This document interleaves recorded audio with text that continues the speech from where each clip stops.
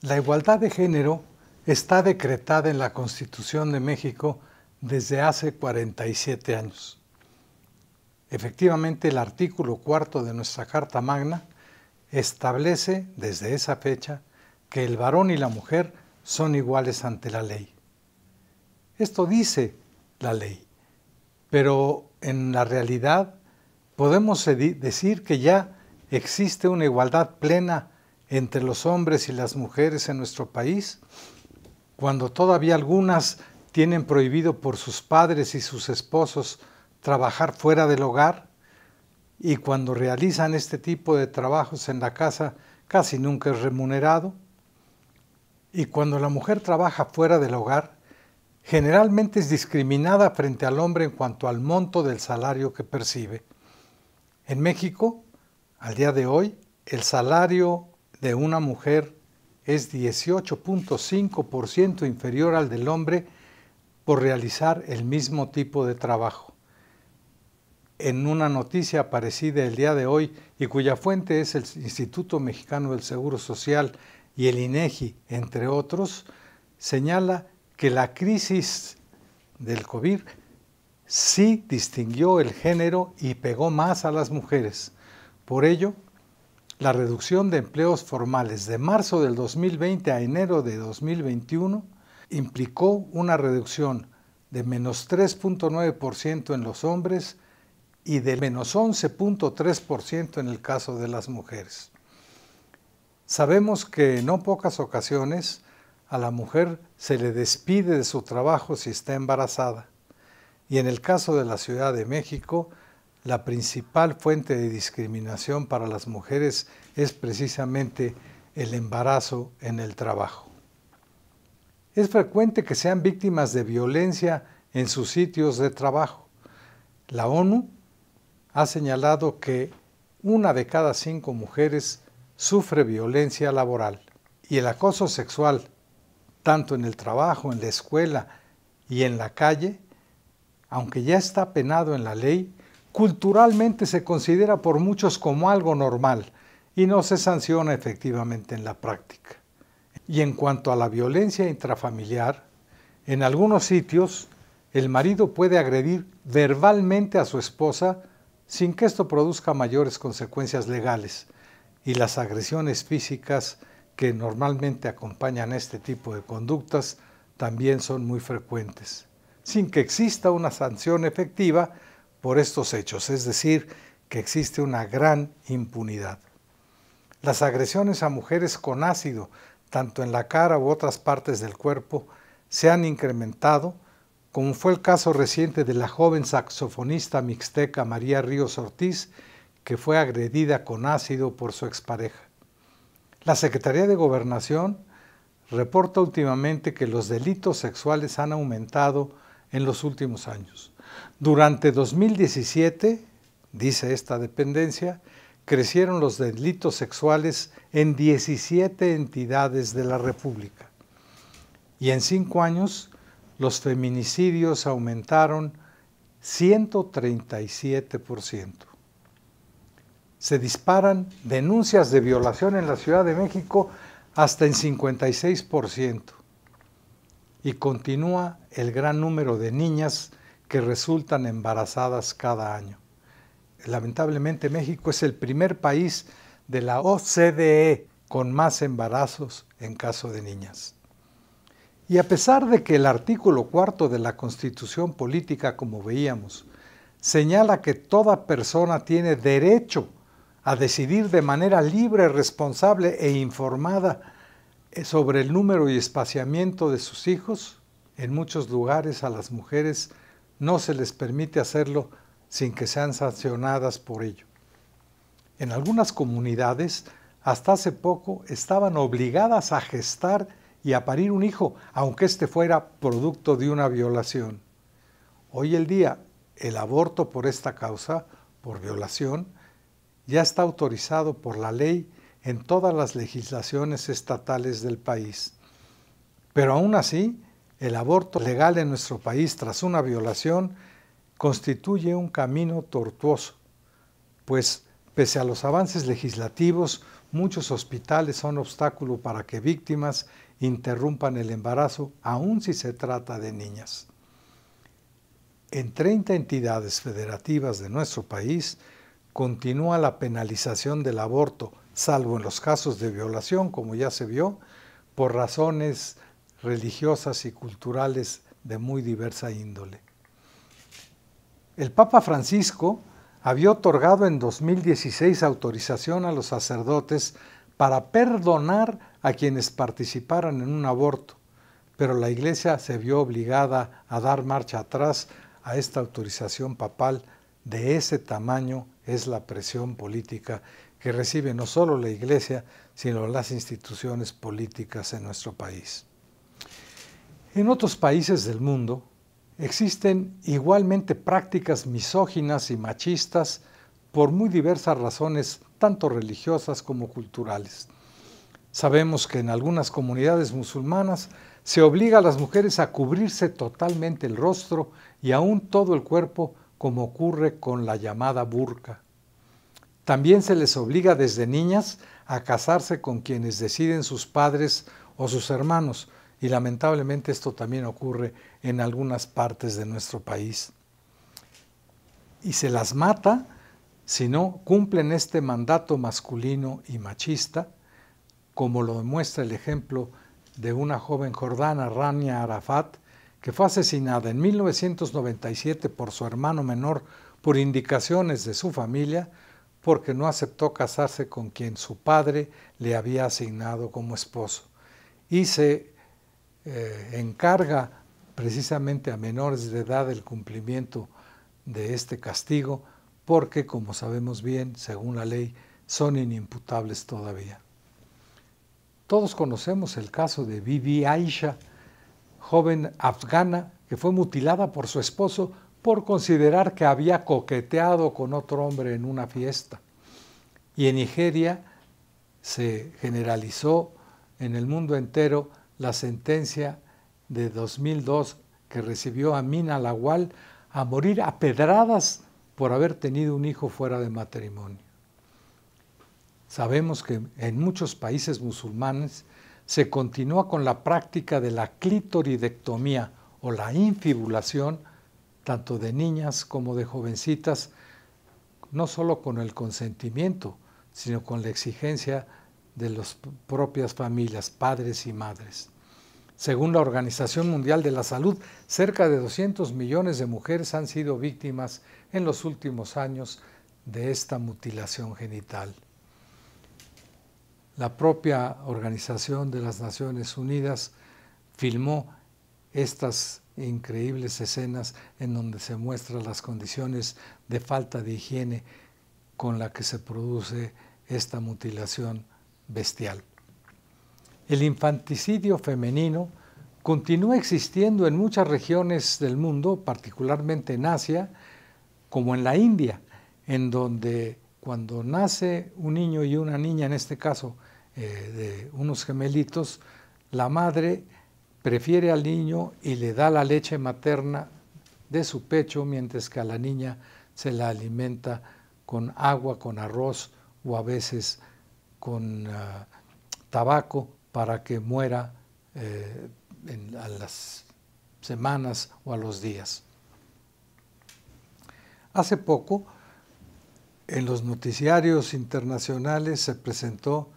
esta increíble escena de una mujer que fue ejecutada públicamente en Siria por un miembro del llamado Estado Islámico por ser acusada de adulterio, y la sentencia se llevó a cabo en la plaza pública para amedrentar a las mujeres. En nuestros días, muchos de nosotros reconocemos la existencia de estos hechos misóginos y discriminatorios abiertamente en contra de las mujeres, pero muy pocos nos hemos preocupado por indagar las razones de por qué es que existen aún estas prácticas culturales tan inequitativas y crueles en contra de la mitad de la población humana. Algunas personas suelen ofrecer como explicación y aún como justificación que esto obedece a un mandato divino o a una ley de la naturaleza o a una supuesta superioridad física e intelectual del hombre y a la debilidad o supuesta sumisión innatas en la mujer. Pero la hipótesis que actualmente empieza a ser más aceptada sociológicamente consiste en que estas conductas misóginas tienen un origen cultural muy antiguo, que la resistencia cultural a la equidad de género en la mayoría de los países del mundo en la actualidad se debe, según esta hipótesis sociológica, al intento de algunos grupos humanos de combatir la preponderancia que originalmente tuvieron las mujeres en el ámbito religioso, científico y jurídico de la vida social, como ocurría antes de que se generalizara social y políticamente el llamado modelo patriarcal, el patriarcado que se fue configurando culturalmente en los últimos 5.000 años, particularmente en el ámbito de la civilización grecorromana, lo que convencionalmente se conoce como el mundo occidental, y que básicamente empezó al desarrollarse la civilización en las ciudades de la Mesopotamia, después en Egipto, finalmente en Grecia y en Roma, y que tuvo como punto de conexión con la Mesopotamia la región conocida como Judea o Palestina. Hoy se sabe que hace más de 5.000 años el papel de la mujer, su rol de género, en muchos lugares de la tierra era más destacado que el del hombre, ya que solo ella, la mujer, podía crear o producir el bien más importante para todo grupo social, los propios seres humanos, las hijas y los hijos. Y como los hijos nacen de una mujer y no de un hombre, los primeros modelos de organización social que existieron fueron de tipo matriarcal o matricéntrico, y en ellos se consideraba que la sangre materna era la fuente u origen de la vida. En esta figura de la Mesopotamia, hace unos 5.000 años, la mujer aparece con un cántaro lleno de sangre a la altura del estómago, porque se suponía que cuando una mujer quedaba embarazada y dejaba de producir sangre, entonces ésta se iba acumulando en su interior, y cuando a los 9 meses nacía un hijo o una hija, pues era obvio que nacía precisamente de la sangre que había ido acumulando ese tiempo la madre en su interior. Por eso hoy seguimos escuchando con frecuencia que las madres le dicen a sus hijos: eres sangre de mi sangre. Como la mujer era en esa época la dadora o creadora de la vida, según la vida social, los hijos se consideraban propiedad exclusiva de la madre que los había parido. Culturalmente, el papel de la mujer como madre era el central en la vida familiar. Por eso se le llamaba, o se llama a este modelo, matricéntrico también. En algunas religiones y mitologías de aquella época, por la misma razón se pensaba que el primer ser humano que había aparecido tenía que haber sido también una mujer, como el caso de la leyenda o mito de Lilith, que se señala que en unos fue la primera mujer, en otros que nació conjuntamente con Adán, pero que siempre le cuestionaba la exigencia masculina de que en las relaciones sexuales él quería estar siempre arriba de la mujer, y Lilith exigía tener un trato paritario, por lo cual Adán le pidió a Dios, según las religiones patriarcales, que le cambiara de mujer y que le mandara una más accesible y más sumisa. En el mundo matriarcal o matricéntrico, el culto religioso era atendido exclusivamente por sacerdotisas frente a la diosa, como lo demuestra esta joya de Micenas de 1500 a.C. Y la comunicación con la divinidad era privilegio exclusivo de las mujeres, las llamadas pitonisas en Grecia o las sibilas, tanto en Grecia como en Roma. Esta hipótesis empieza ya a ser aceptada cada vez por más personas en nuestra vida académica y cultural, o sea, no solo por especialistas y estudiosos del tema, sino fundamentalmente por representantes de diversos partidos políticos, de diversas instituciones culturales y medios de comunicación social. Vamos a presentar el ejemplo de representantes de los 3 poderes federales, así como de intelectuales destacados que en nuestro país han externado recientemente su coincidencia con esta hipótesis histórico-social. Porfirio Muñoz Ledo, expresidente de la Cámara de Diputados, hace 3 años señaló que la participación política de las mujeres se remonta a la era matriarcal, en la que los hombres se dedicaban a la recolección y a la caza, mientras que las mujeres ejercían el poder en la comunidad. Dulce María Sauri, actual presidenta de la Cámara de Diputados, señala que aún persiste una cultura que sigue teniendo a las mujeres en posición de subordinación ante una cultura patriarcal, así como con los hábitos y las costumbres machistas que ésta trae consigo. La secretaria de Gobernación, la doctora Olga Sánchez Cordero, señaló recientemente que el patriarcado es un sistema que se perpetúa a través de la reproducción cultural de nuestra sociedad y que la deconstrucción de este sistema machista es todavía una asignatura pendiente entre nosotros. El ministro Arturo Saldívar, presidente de la Suprema Corte de Justicia, hace poco menos de un año, señalaba que la violencia sexual y de género tiene una condición estructural sustentada en los estereotipos de género y en las relaciones de poder asimétricas entre hombres y mujeres. Por su parte, Gabriel Said, escritor y miembro del Colegio Nacional, señala claramente que la guerra de géneros viene de la prehistoria, que hay especies dominadas por hembras y que ese fue el caso de la especie humana. Lo descubrió Jacob Johann Bachofen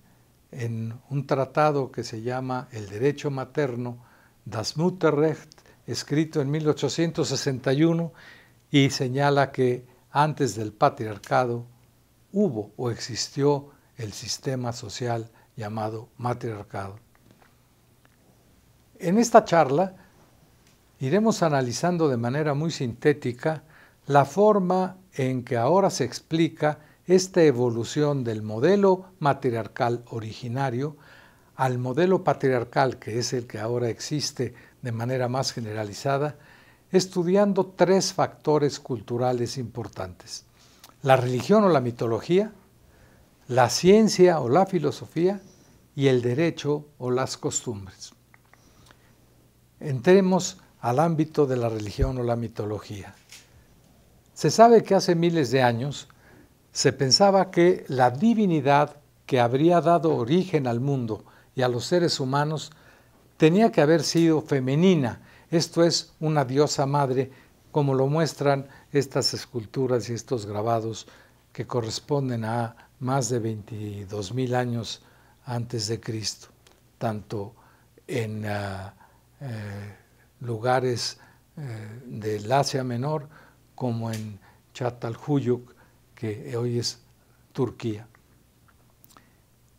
En ese entonces se pensaba que la diosa madre no necesitaba de nadie más para crear a sus hijos, que estos nacían de su vientre de manera virginal, es decir, partenogenéticamente, como se nos enseña en nuestras clases de biología de la secundaria. Y esta deidad femenina llegó a ser adorada en muchos sitios del mundo, o bien como una diosa única, como es el caso de esta efigie de Susa en la Mesopotamia de hace 5,000 años, o como una diosa triple,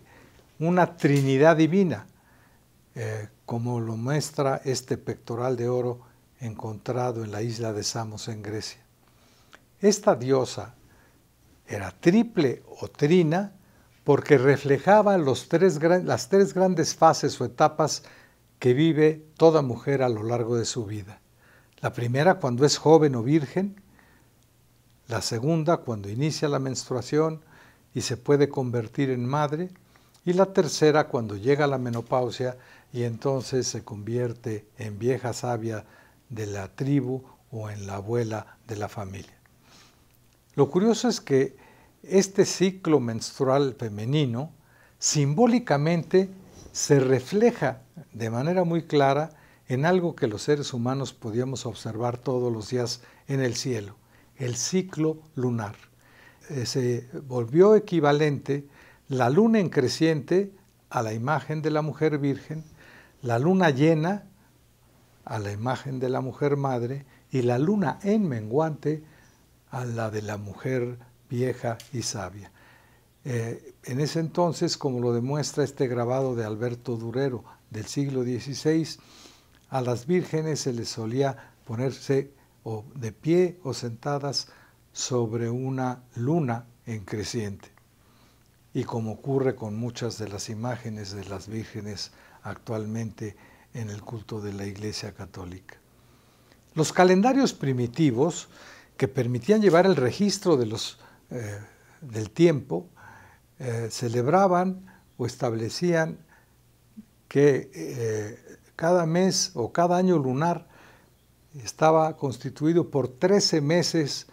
de 28 días y medio cada uno, es decir, el equivalente al ciclo menstrual femenino, y por estos calendarios se regían muchos grupos humanos en la antigüedad. Esta Venus de Lausel, más o menos de unos 22.000 años antes de Cristo, tiene en sus manos un cuerno con 13 incisiones que corresponden precisamente a los 13 meses lunares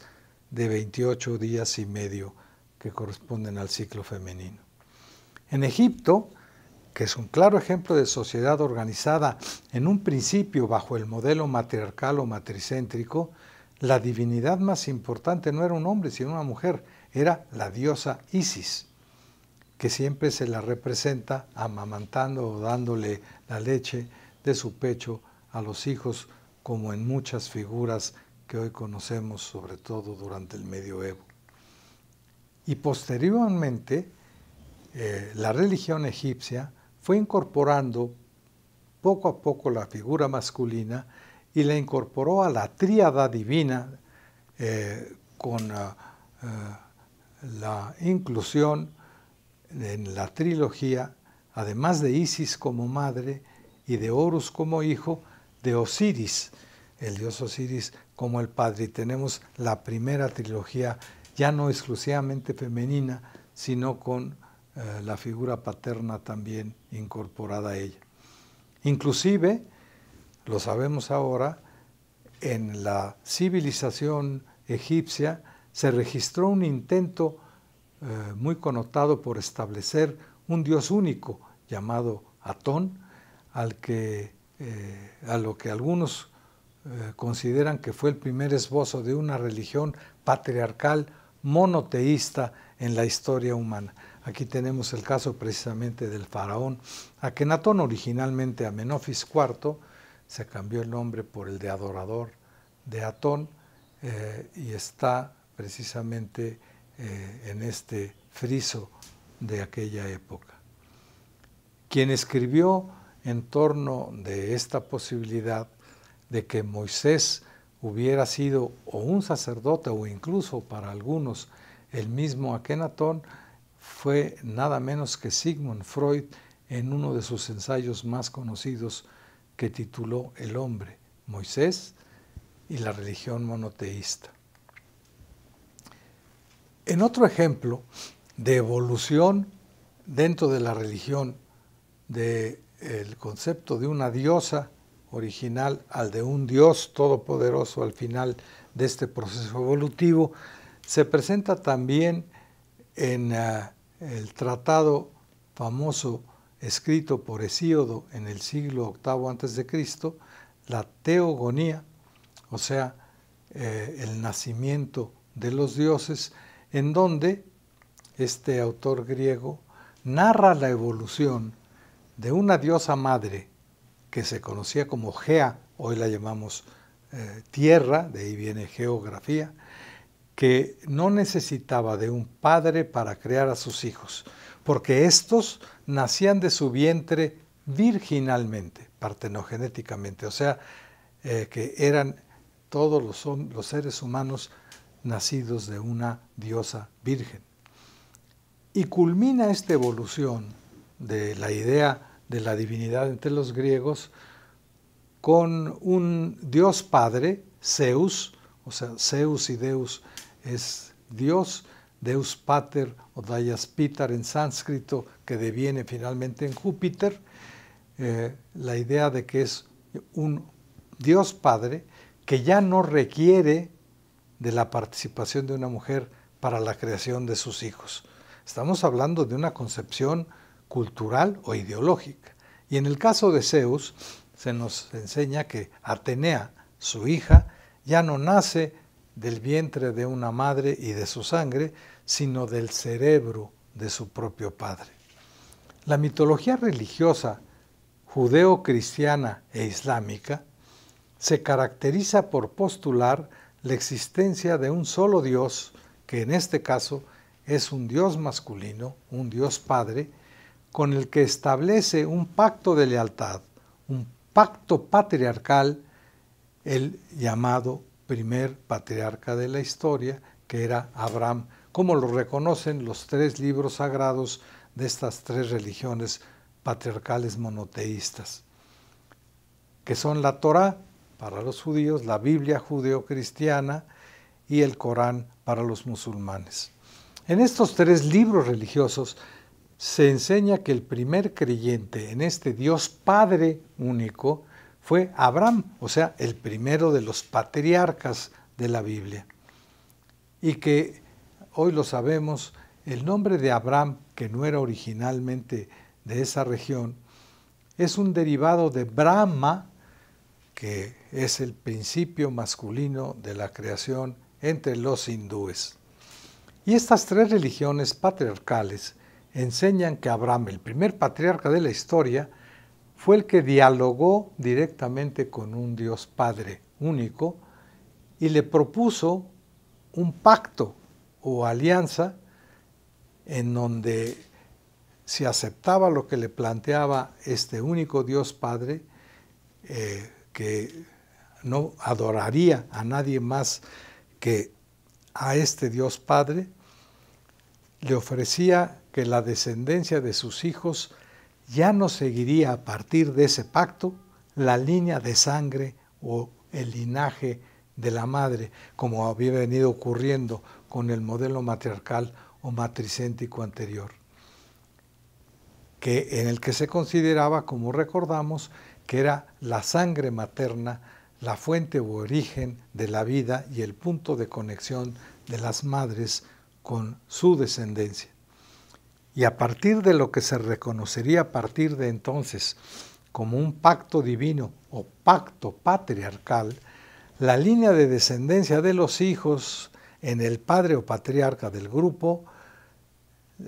se entendería o se enseñaría a partir de entonces como originada en su semilla o su semen, dando origen al nuevo modelo patrilineal o patriarcal hace unos 5.000 años. Todavía en la cultura judía actual, la circuncisión masculina es considerada como la ratificación de este pacto o alianza que existe entre el Dios Padre y sus descendientes. Y este pacto patriarcal constituye, de una manera velada, una lección ideológica muy importante. Este pacto solo lo pueden firmar los hombres, los varones, con Dios, porque las mujeres no tienen la plumita con la que se podría firmar el pacto patriarcal en el caso de las mujeres. También en la mitología religiosa patriarcal, particularmente la judeo-cristiana y la islámica, se postula como nuevo dogma cultural que el primer ser humano no fue una mujer, sino un hombre, Adán, y que de su cuerpo muy posteriormente surgió la mujer, Eva, pero como un acto ya derivado y no original. Hay que entender que previamente, tanto en la religión y en la mitología egipcia como griega, ya había surgido la idea o la concepción de que era también un Dios Padre el que había creado al primer hombre, y no era una mujer, sino que este hombre, no de una mujer, sino a partir del barro de la tierra. Así tenemos las imágenes del dios Nemú, el dios alfarero en Egipto, creando al primer hombre, o de Prometeo en Grecia también, formándolo del barro de la tierra. Pero en la mitología griega todavía se nos enseñaba o se enseñaba que se requería a la mujer para perfeccionar la creación artesanal o demiúrgica del hombre para crear precisamente el primer ser humano del barro de la tierra. Sin embargo, ya en la mitología hebrea, el Dios Padre abiertamente crea al primer hombre también del barro de la tierra, pero ya sin la participación de la mujer. Incluso en la Capilla Sixtina existe un friso de Miguel Ángel en donde esta imagen es muy clara. El Dios patriarcal crea directamente con un gesto de su mano, con su dedo, al primer hombre, Adán. Este Dios Padre de los hebreos es quien en exclusiva insufla o dota o transmite el alma o la vida en el cuerpo de Adán, o sea, del primer hombre. Y en el nacimiento de Eva, ya de manera totalmente antinatural, se produce a partir del cuerpo de Adán y constituye, como decíamos, un hecho claramente antinatural. O sea, ya es un concepto religioso, es un concepto ideológico o cultural. ¿Por qué? Porque se utiliza para justificar ideológica o culturalmente que la mujer, Eva, debe comportarse de manera sumisa ante el hombre, pues Adán fue creado primero que ella. Esto es lo que enseña San Pablo en una de sus epístolas, cuando dice en Corintios, no debe el varón cubrir su cabeza, pues él es la imagen y gloria de Dios, ya que no fue el hombre formado de la hembra, sino al contrario, la hembra formada del hombre. Y por tanto, debe la mujer traer sobre la cabeza la divisa de la sujeción, como ocurría hasta hace muy recientemente en muchos de los cultos cristianos, particularmente el católico, en nuestro país. También a San Pablo se le atribuye haber dicho, las mujeres cállense en las asambleas, en las eclesias, que no les está permitido tomar la palabra, antes bien, estén sumisas, como dice también la ley, y si quieren aprender algo, pregúntenselo a sus propios maridos en la casa, pues es indecoroso que la mujer hable en la asamblea. Según la propia Biblia judeocristiana, el Dios Padre fue quien dijo a la mujer, tu voluntad estará sujeta a tu marido y él mandará sobre ti. Así está en el Génesis, en el versículo 16. Y según el Corán islámico, todavía es más radical este mandato. Ahí está escrito que los hombres tienen autoridad sobre las mujeres porque Dios, Alá, hizo a uno superior a la otra, y que las mujeres buenas son obedientes y deben cubrir sus partes que no deben ser vistas por los demás porque Dios así lo ordena. Y si son desobedientes, dice el Corán, regáñenlas y golpéenlas. Y así fue que el hombre, el padre, con el apoyo de la mitología greco-romana y la religión judeo-cristiana e islámica, pasó a ser la figura más importante en la organización familiar, dentro del mundo occidental, dando nacimiento al paradigma cultural que hoy se conoce como patriarcado o modelo patriarcal. Pasemos ahora a ver dentro del factor cultural que denominamos ciencia o filosofía, cómo se fue apoyando la creación del modelo patriarcal. Aristóteles pretendió apoyar desde la ciencia y la filosofía, no ya desde la religión, la tesis de la superioridad masculina sobre la femenina en las relaciones de género. Y planteó que en la naturaleza, la función del hombre es más importante que la de la mujer en la procreación de los hijos, porque la semilla o semen del padre es la que transmite el alma a los hijos e hijas. Y la mujer produce solamente, ya no el líquido fundamental, la sangre, sino la catamenia, que es un mero caldo de cultivo, decía Aristóteles, para que en él germine y se nutra la semilla masculina, que es la que transmite, según la ciencia de la época, el alma de los padres a los hijos. Y la razón por la que un hombre domina en sociedad es que tiene una inteligencia superior. La relación entre el hombre y la hembra es por naturaleza una en la que el hombre dirige y la mujer es dirigida. Esto lo dice Aristóteles en el siglo IV a.C. Lo grave es que sus ideas fueron consideradas en este campo por muchas personas como el sumum de la ciencia occidental a lo largo de casi 2000 años. Por su parte, Pitágoras llegó a afirmar que en el cosmos hay un principio bueno que ha creado el orden, la luz y el hombre, y un principio malo que ha creado el caos, las tinieblas y la mujer. 2500 años después de Aristóteles y de Pitágoras, Sigmund Freud estableció que en la naturaleza humana solo existe una libido, es decir, una pulsión sexual, y que esta libido es masculina. Pasemos ahora a analizar el último de los factores de tipo cultural en este análisis breve sobre la evolución del modelo matriarcal o matrilineal al patriarcal. En algún momento de la prehistoria, el varón seguramente empezó a considerar injusto o inequitativo frente a él el anterior modelo matriarcal o matricéntrico, y entonces se planteó como problema legal a resolver la manera de conseguir que los hijos que pariera una mujer fueran reconocidos jurídicamente como suyos, es decir, como hijos del padre, aunque él no los hubiera parido de su vientre. El hombre para entonces había aprendido ya a controlar o a domesticar el fuego, había sido capaz de controlar, encauzar y domesticar el agua de los ríos y lagunas. Posteriormente el hombre había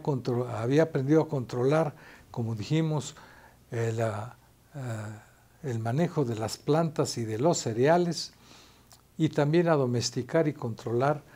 a diversos animales salvajes que había conseguido ya meter en un establo, es decir, a estabularlos. Y pensó entonces si no sería capaz también de controlar o domesticar la capacidad reproductiva de la mujer a fin de garantizar que los hijos que ésta tuviera pudieran ser considerados legalmente como exclusivamente suyos o del padre. Pero ello implicaba resolver primero un problema que representaba para todo hombre tener la certidumbre de la paternidad de los hijos que pariese una mujer, pues esto lamentablemente no era el caso. La mujer le decía, este hijo que he producido para ti, que he tenido para ti, es tuyo, pero no siempre se tenía la absoluta certidumbre de que esto hubiera ocurrido así, sobre todo cuando el padre había estado más de 9 meses alejado de la casa materna.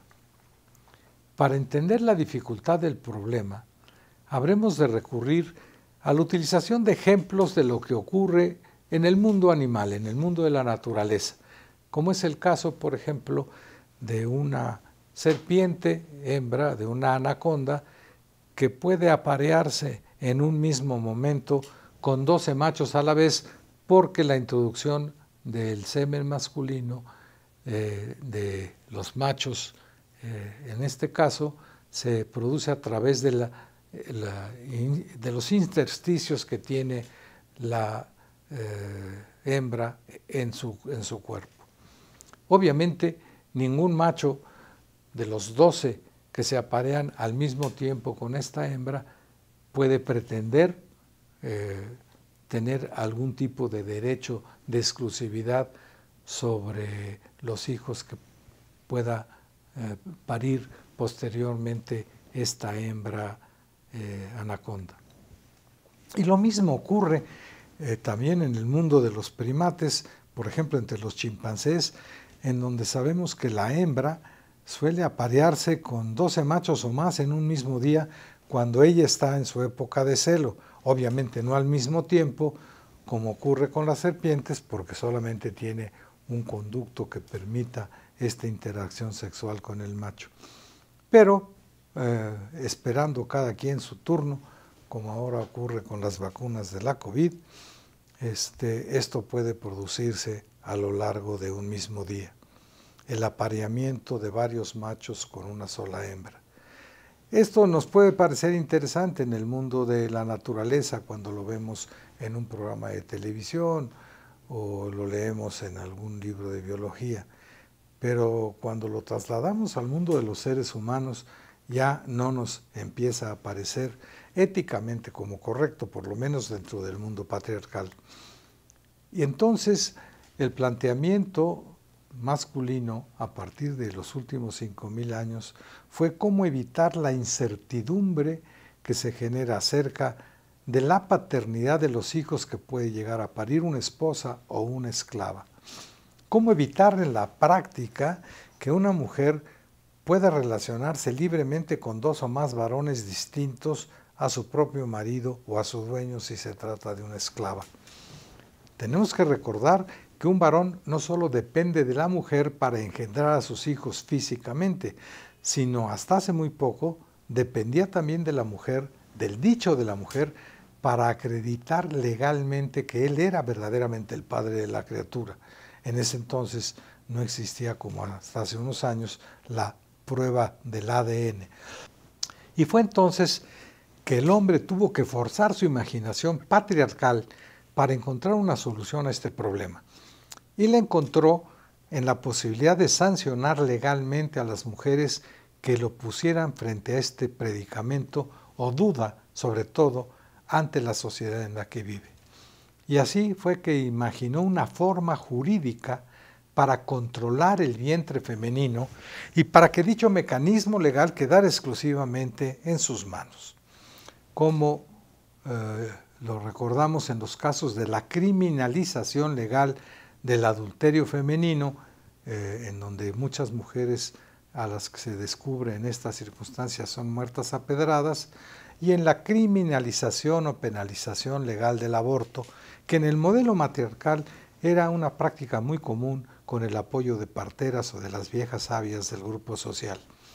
Y así se inició en el mundo grecorromano la domesticación o control legal por parte del domus o dominus, el señor de la casa, de la capacidad reproductiva de la mujer y por ende de su cuerpo. Pero se estableció además la prohibición legal para que una mujer pudiera tener relaciones sexuales con 2 o más hombres, so pena de ser condenada a morir a pedradas o por otros medios igualmente violentos, como ocurrió por primera vez desde el punto de vista legal, hasta donde se sabe en el edicto del rey Urukagina de Lagash, en la Mesopotamia, en el año 2350 a.C., o sea, hace casi 5.000 años. Sanción jurídica que fue ratificada casi 1.000 años después, como sabemos los abogados, en el llamado Código de Hammurabi, escrito en 1700 a.C. En ambas disposiciones jurídicas se estableció como sanción legal a este hecho la lapidación de las mujeres, o sea, matarlas a pedradas si éstas llegaban a tener relaciones sexuales con otro hombre que no fuera su esposo o su dueño. Y fue también en la Grecia clásica del siglo VI a.C. que se impusieron adicionalmente otras importantes restricciones legales o sanciones a las mujeres. Se les despojó de su derecho a heredar su nombre a sus hijos. Es decir, de la metronimia pasamos a la patronimia. Se les prohibió también participar en actividades políticas, se las excluyó de la educación superior, se les prohibió participar en las actividades militares, como en el caso de las Amazonas. En las actividades económicas y comerciales se las fue excluyendo paulatinamente y se prohibió a las sacerdotisas la práctica de cultos en donde se adorara a diosas femeninas, llamados ahora cultos mistéricos o paganos. Por ello, en las tres principales religiones patriarcales de nuestra época, solamente se ordena exclusivamente a los hombres como rabinos, sacerdotes o imanes, como ocurre con el judaísmo, el cristianismo y el islam. El hombre llegó incluso a establecer jurídicamente la obligación de toda mujer casada de parir todos los hijos que decidiera tener su marido, criminalizando el aborto, si el padre o el Estado no lo ordenaba o lo autorizaba previamente. También se estableció como obligación de una mujer tener todos los hijos que requiriera no solo su marido, sino la patria o el Estado, con el fin de defender el territorio propio o ir a la guerra a conquistar a otros territorios ajenos. Así, sabemos que las leyes atribuidas a Licurgo en Grecia, 600 años antes de Cristo, establecían que las mujeres tenían la obligación legal de procrear a todos los hijos que requería el Estado espartano para incorporarlos al servicio militar. Y como sabemos, desde los 7 años los hijos varones espartanos eran separados de sus madres para ser llevados a las instituciones del Estado para enseñarles artes marciales como parte de sus deberes cívicos. Por su parte, en Roma, la ley de las 12 tablas, 450 años antes de Cristo, en el ámbito de la familia empezó a otorgar exclusivamente al padre, al pater familias, el derecho de vida o muerte sobre sus hijos, así como la facultad de repudiar a una mujer que abortara sin su autorización, pues ello se consideraba un atentado a su derecho de propiedad sobre los hijos que concibiera su esposa o su esclava. El derecho romano recogió y sistematizó muchas de estas normas que tuvieron una vigencia efectiva dentro del vasto territorio que abarcó el Imperio Romano en Europa, África y Asia durante casi 1000 años. En la Roma antigua imperaba, como sabemos, plenamente el patriarcado como el modelo cultural predominante, pues solo se admitían en el Senado a los patricios, es decir, a los hijos que podían demostrar tener legalmente un padre reconocido. Ahí surgieron conceptos como patria, patrimonio, patronimia, paterfamilias y patria potestad, que significa eso, el poder del padre, la patria potestad. Catón, el Viejo, escribió en defensa de una ley de esa época: nuestros padres han querido que las mujeres estén bajo el poder de sus padres, de sus hermanos, de sus esposos. En el momento en que nosotros dejemos que se vuelvan nuestras iguales, se tornarán en nuestras superiores. El actual derecho civil de Occidente, el llamado Código Napoleónico, tuvo como base el antiguo derecho romano que todavía se enseña en las universidades modernas en sus facultades de derecho. ¿Y qué fue lo que decía Napoleón? En una carta a Gaspard Gourgaud de 1819. Fue intención de la naturaleza que las mujeres sean nuestras esclavas. La mujer pertenece al hombre como un árbol que da frutos, pertenece a su jardinero. Qué idea tan loca de mandar igualdad para las mujeres cuando ellas no son otra cosa que máquinas para producir hijos.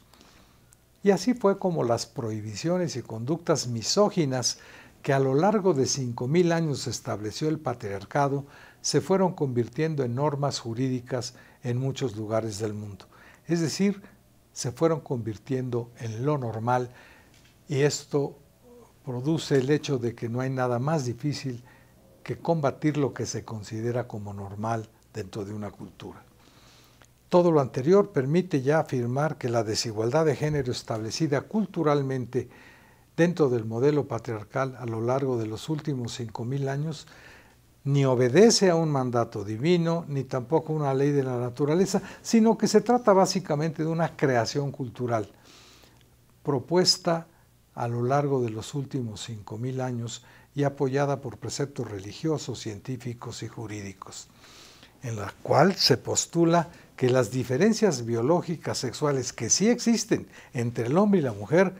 justifican la superioridad del hombre frente a la mujer desde el origen mismo de la historia humana, cosa que algunos pretenden continuar o pretenden justificar todavía en la actualidad. Por ello es posible afirmar que la inequidad de género actual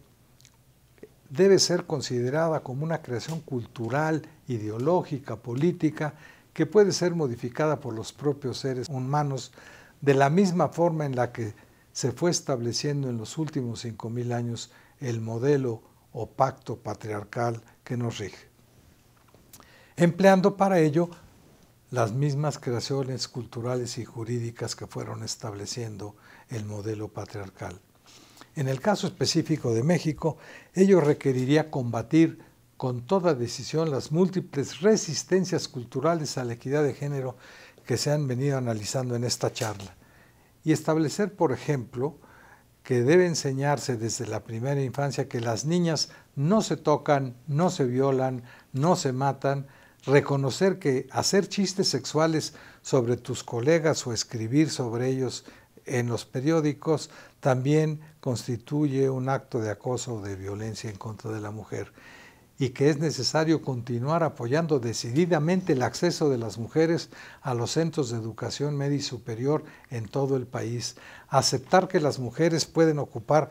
puestos de la más alta dirección política, como lo han hecho ya en muchos otros países de Europa, Asia y América Latina, en donde las presidentas o las primeras ministras son mujeres. Incrementar la prevención y el combate al acoso sexual y al feminicidio, que alarmantemente sigue al alza en nuestros días. Sancionar con mayor decisión el acoso sexual a las mujeres. Secundar decididamente ante las autoridades las denuncias de acoso y feminicidio. Apoyar a las mujeres que decidan libremente tener los hijos que ellas quieran y no los que decidan imponerles otras personas o instituciones. Garantizar que las mujeres tengan efectivamente los mismos derechos y las mismas oportunidades que los hombres en todos los ámbitos de la vida social y política, académica y económica de nuestro país. Hay que reconocer que se ha avanzado de manera importante en el ámbito jurídico-político, por ejemplo, en el ámbito de las elecciones paritarias, pero todavía en nuestro país solo existen 2 mujeres entre los 32 gobernadores de las entidades federativas, y si bien actualmente en el orden federal casi la mitad de la Cámara de Diputados está integrada ya por mujeres, 48% en la Cámara de Diputados y 49% en la de senadores, y el gabinete presidencial originalmente quedó integrado de manera paritaria, 8 mujeres y 8 hombres. Todavía en el orden municipal del país, en donde existen 2.440 municipios, solamente el 30% es gobernado actualmente por mujeres. En la Suprema Corte de Justicia de la Nación, de los 11 ministros que la integran, solo 3 son mujeres. Y por ello,